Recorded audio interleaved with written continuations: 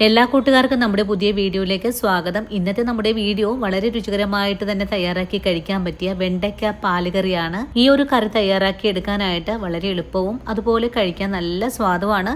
അപ്പോൾ നോക്കിയാലോ. വെണ്ടയ്ക്ക പാൽക്കറി തയ്യാറാക്കി എടുക്കാനായിട്ട് 1/2 കിലോ വെണ്ടയ്ക്കയാണ് നമുക്ക് ആവശ്യമായിട്ടുള്ളത്. ഈ വെണ്ടയ്ക്ക കഴുകി വൃത്തിയാക്കിയതിനു ശേഷം നമുക്കൊന്ന് കട്ട് ചെയ്ത് കൂടി എടുക്കാം. ഈ കറിക്ക് ആവശ്യമായ 2 സവാളയും 1 വെളുത്തുള്ളിയും 1 കഷ്ണം ഇഞ്ചിയും നമുക്കൊന്ന് കട്ട് ചെയ്ത് കൂടി വെക്കാം. ഇതിന്റെ കൂടെ തന്നെ നമുക്ക് 1/2 മുറി നാളികേരം തിരുമ്മി പിഴിഞ്ഞു പാലെടുത്ത് കൂടെ വെക്കണം.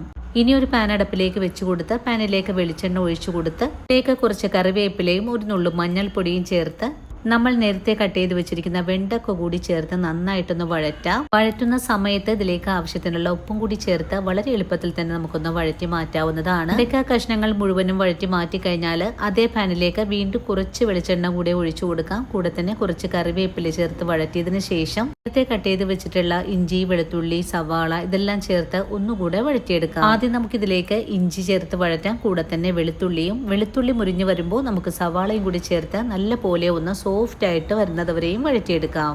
ഇനി കറിക്ക് ആവശ്യമായ മസാലപ്പൊടികൾ കൂടെ നമുക്കൊന്ന് എടുത്ത് വെക്കണം. 2 സ്പൂൺ അളവിൽ മല്ലിപ്പൊടിയും 1 ടീസ്പൂൺ അളവിൽ മുളക് പൊടിയും 1 ടീസ്പൂൺ അളവിൽ തന്നെ കുരുമുളകും 1 ടീസ്പൂൺ നല്ല ജീരകം കൂടി ചേർത്ത് നല്ല വെണ്ണ പോലെ ഒന്ന് അരച്ചു വെക്കാം. സമയത്ത് കറിക്ക് ആവശ്യമായ പച്ചമുളക് ചേർത്ത് ഒന്നും കൂടി വഴറ്റിയതിന് ശേഷം ഇതിലേക്ക് ഒന്ന് മുരിഞ്ഞു പാകായി വന്ന സമയത്ത് ഇതിലേക്ക് മഞ്ഞൾപ്പൊടിയും അരച്ചെടുത്ത പേസ്റ്റ് കൂടി ചേർത്ത് വീണ്ടും നല്ലോണം തന്നെ വഴറ്റിയെടുക്കാം. വഴറ്റുന്ന അരപ്പിലേക്ക് മിക്സിയുടെ ജാറ് കഴിയിട്ട് കുറച്ച് വെള്ളവും കൂടെ ഒഴിച്ചു കൊടുത്ത് ഇതുപോലെ ഒന്ന് മുരിഞ്ഞു വരുന്ന സമയത്ത് നമുക്കിതിലേക്ക് 2ാം പാല് ചേർത്ത് ഒന്നുകൂടെ ഇളക്കി യോജിപ്പിച്ചു കൊടുക്കാം.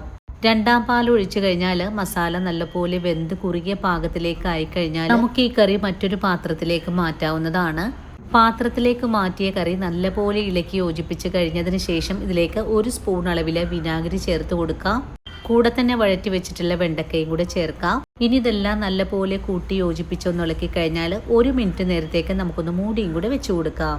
1 മിനിറ്റ് നേരം മൂടി വെച്ച് കഴിഞ്ഞാൽ പിന്നെ നമ്മുടെ 1ാം പാലും കൂടി ചേർത്ത് നല്ലതുപോലെ ഇളക്കി യോജിപ്പിച്ച് കഴിഞ്ഞാൽ സെർവിങ് ബൗളിലേക്ക് മാറ്റുന്ന താമസം മാത്രമേ ഉള്ളൂ. അങ്ങനെ നമ്മുടെ വളരെ രുചികരമായിട്ടുള്ള വെണ്ടയ്ക്ക പാൽക്കറി ഇവിടെ റെഡിയാണ്. വീഡിയോ കണ്ട് ഇഷ്ടമായിട്ടെങ്കിൽ നമ്മുടെ പേജ് ഒന്ന് ഫോളോ ചെയ്ത് ചേച്ചിയെ സപ്പോർട്ട് ചെയ്യാൻ മറക്കല്ലേ കൂട്ടുകാരെ.